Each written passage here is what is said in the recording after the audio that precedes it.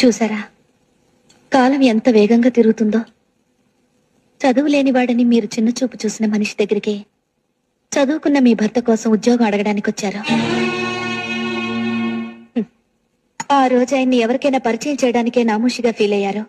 కానీ ఈ రోజు ఆయన పరిచయం కోసం ఎంతో మంది విఐపీలు ఎదురు చూస్తున్నారు.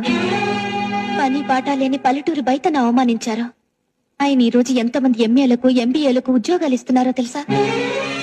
నేను మిమ్మల్ని ఎత్తిపడవడం లేదు, ఎదుటి మనిషిని తక్కువగా అంచనా వేయడం తప్పని చెప్తున్నాను. సాధారణంగా ప్రతి మగాడి విజయం వెనక ఒక ఆడది ఉంటుందంటారు. కానీ ప్రతి ఆడదాని విజయం వెనక ఒక మగాడు ఉంటాడని ఎవ్వరూ చెప్పలేదు. బట్ నేను చెప్తున్నాను, నా విజయం వెనక నా భర్త ఉన్నాడా? ఇప్పుడు చెప్పండి, నేను చదువుకున్న మూర్ఖురాలా లేక మీరు చదువుకున్న మూర్ఖురాలా? నా మాటలు